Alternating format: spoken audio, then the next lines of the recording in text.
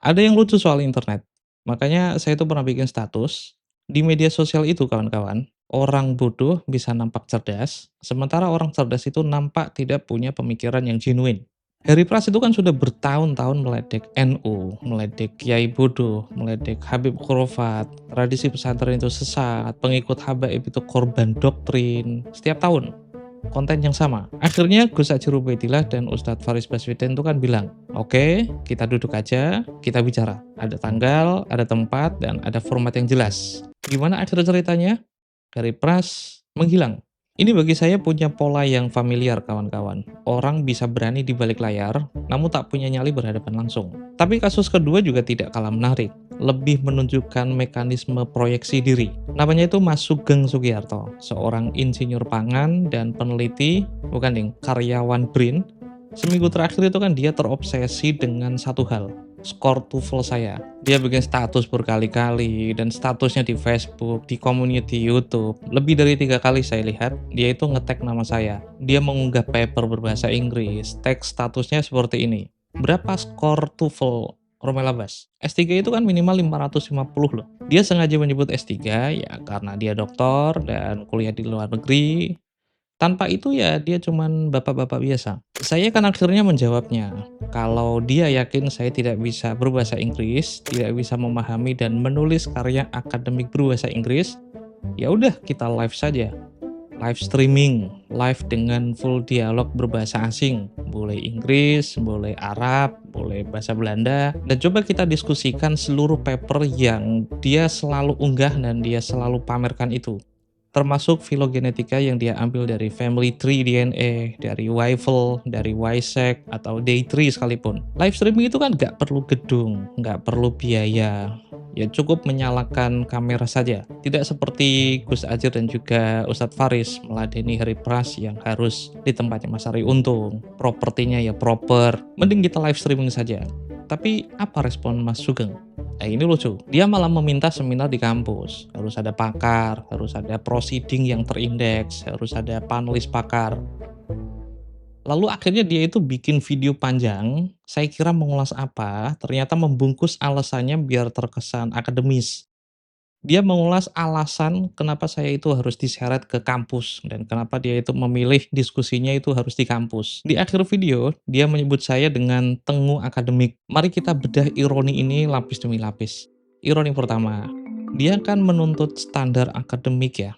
Tapi kajian nasab yang dia bahas setiap hari, baik itu di video, di status Facebook, di siaran langsung dengan orang-orang yang bukan saya, kenapa bentuknya itu cuman konten, bukan publikasi jurnal? Dia kan yang bilang saya harus masuk ruang akademik, harus ada protokolnya, harus ada wasitnya, harus ada, pokoknya ada aturan yang ketat lah pokoknya. Pertanyaan saya, kalau dia memang akademisi, seperti yang dia klaim, di mana papernya yang mengulas Bani Alawi tertolak secara YDNE misalnya. Kalau ngaku akademisi ya menulis paper dong, menulis jurnal, dikirim ke rumah jurnal, sinta apapun itu, direview, direvisi, kemudian dipublikasi. Itu kan yang sering dia pamerkan, paper dan jurnal. Bukan konten setiap hari yang membahas nasab melulu. Kalau gini sih kerjaan konten kreator namanya. Soalnya begini kawan-kawan, ISOGG, semacam organisasi paling berwenang dalam genetika genologi, sampai hari ini tuh masih menyatakan haplogrup Nabi Muhammad itu masih diperdebatkan. Tidak ada konsensus. Dan sebagai akademi kan seharusnya dia telah menemukannya kan. Jika dia telah menemukannya, kenapa berakhir pada konten, bukan jurnal ilmiah? Ironinya adalah dia sendiri mengaku sebagai akademisi.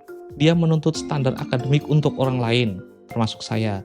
Tapi dia sendiri kan tidak menghasilkan produk akademik yang dia ulas setiap hari. Ironi yang kedua begini, dia kan insinyur pangan ya. Kenapa yang ia bicarakan selalu nasab? Nasab manusia pula, bukan nasab ikan nila. Dan ini yang paling menggelikan. Dia itu membuat ilustrasi di kepalanya ketika saya mengusulkan proposal seminar di depan dosen. Katanya, dosen akan menguji validitas data saya. Pertanyaannya, dia sendiri siapa? Insinyur pangan itu kan dilatih untuk riset pangan, rekayasa makanan, fermentasi, pengawetan, nutrisi, atau apapun lah. Dia yang lebih tahu karena dia lebih paham apa yang dia kerjakan. Daripada bahas nasab, yang paling realistis kan seharusnya dia itu bahas MBG. Makanya saya tuh selalu nyinggung, insinyur pangan itu tidak pernah dilatih untuk memahami migrasi populasi manusia, tidak pernah dilatih untuk memahami penyempitan demografis, tidak pernah dilatih untuk memahami perbedaan antara kategori genetik dan kategori sosial historis. Kalau cuman membaca filogenetik dari Weiffel, dari Weizsäck, dari family tree DNA, semua orang juga bisa. Pembaca amatir pun mampu, selama mereka itu membaca dengan baik manual yang disediakan oleh penyedia. Kalian pun tidak perlu menjadi ahli DNA untuk mampu memahami ini. Cukup memiliki kemampuan matematika dan statistik biasa. Coba bayangkan jika saya benar-benar mengusulkan seminar itu dan ditanya dosen. Kira-kira apa pertanyaan dosen saya yang pertama kali muncul? Dosen itu pasti bertanya begini, seminar sejarah dan genealogi, tapi narasumbernya kok insinyur pangan? Dosen lain juga pasti akan bertanya, kenapa peneliti pangan ikut meneliti genetika manusia? Nasab itu kawan-kawan merupakan dua macam fenomena. Nasab manusia ya, bukan nasab ikan nila. Nasab itu fenomena biologis sekaligus fenomena historis. Y-DNA memang non-rekombinan. Jadi bagian ini tidak tukar-menukar segmen dengan kromosom X, sehingga pola variannya itu mencerminkan satu garis ayah, patrilineal. Makanya dari sanalah muncul haplogroup dan haplotype yang mengelompokkan komunitas tertentu yang berbagi data patrilineal biologis dari leluhur lelaki yang sama. Inilah alasan kenapa Y-DNA itu sering dipakai secara saintifik untuk uji forensik hubungan biologis ayah dan anak. Akan tetapi, non-rekombinan di literatur genetika itu selalu disandingkan dengan fakta-fakta yang lain. Fakta-fakta itu kan meliputi aspek sejarahnya, aspek arkeologinya, aspek filologinya, aspek linguistiknya, dan lain sebagainya. Karena tanpa studi sejarah, data-data biologis itu kan tidak akan pernah bisa dibaca. Tentu saja insinyur pangan itu tidak memenuhi kriteria ini. Dan semua dosen pasti akan bertanya, apa peran insinyur pangan di seminar ini? Sebagai apa dia? Ironinya adalah dia yang meminta seminar akademik, tapi sebenarnya dia sendiri yang paling rentan ditolak secara akademik karena ketidaksesuaian bidang. Dia yang meminta seminar akademik kan seharusnya tahu itu. Tapi entah dia tidak tahu atau dia sebenarnya tahu tapi berharap orang lain tidak tahu. Ironi ketiganya begini, dia yang bilang akan memvalidasi saya. Padahal saya sebenarnya itu punya validasi akademik. Dalam ilustrasinya, dia itu bilang kalau data saya pasti akan diuji oleh dosen. Apa buktinya Ubaidillah adalah tokoh historis? Jadi seolah-olah saya itu akan gagal di tempurung kepalanya. Tapi faktanya, penelitian tentang Bani Alawi itu sudah ada banyak sekali dan jauh sebelum saya menempuh kajian ini. Ada Orbi Surgeon, ada Nico Kapten, ada Alexander Nies, ada Pak Eng Seng Ho, dan yang terkini Omar Edaibat. Bukunya masih hangat, baru saja terbit. Paper mereka semua itu terbit di jurnal akademik. Buku mereka juga diterbitkan oleh penerbit ternama. Metode mereka itu direview ketat oleh komunitas akademik internasional. Jadi, kerangka kerja penelitian yang saya gunakan sudah ada validasinya, sudah direview, sudah dipublikasikan. Jadi, apa yang saya lakukan sudah ada validasi dari akademisi yang lain jauh sebelum saya menyentuh kajian ini. Coba bandingkan dengan Sugeng. Di mana validasi akademik seorang insinyur pangan membahas Bani Alawi? Tidak ada paper nasab, tidak ada publikasi tentang nasab, tidak ada apapun. Bagaimana kita tahu bahwa dia itu memenuhi kredensi nasab sebagai akademisi? Ya dari klaimnya sendiri. Ini kan fallacy yang namanya logika sirkular. Apa buktinya saya benar? Ya karena saya mengatakannya demikian. Dalam psikologi, ini disebut proyeksi. Jadi seseorang itu akan menuduh orang lain dengan sifat yang sebenarnya milik dirinya sendiri. Dia menyerang saya dengan label parasit akademik, ya karena dia tahu, entah sadar atau tidak, bahwa deskripsi tengu akademik itu sebenarnya cocok untuk dirinya sendiri. Pertanyaan terakhir, kenapa Heri Pras dan Sugeng itu menghindari debat langsung dan disiarkan live? Padahal jika memang saya itu tidak bisa berbahasa Inggris, tidak bisa berbahasa Arab, atau bahasa Belanda, live itu akan menguntungkan Mas Sugeng. Tapi saya menduga mereka itu bukannya sibuk. Keduanya itu menghindar karena debat langsung itu bukan zona nyaman, tapi zona yang cukup berbahaya. Di media sosial kawan-kawan, mereka kan punya kendali penuh ya. Heri bisa meminta bocoran dari asatidnya, bisa meminta ChatGPT untuk menyusun bantahan, bisa membuka Google lah. Sugeng pun demikian. Dia lebih suka membuat video menyanggah saya, membicarakan saya, dialog dengan sesamanya, bahkan live streaming pun tidak masalah, selama dengan sesamanya. Dia pun punya effort untuk membingkai bahwa saya adalah tengku akademik, ya supaya terdengar lebih pintar dari saya. Padahal apa yang dia ulas bukanlah penelitiannya sendiri, itu penelitian orang lain.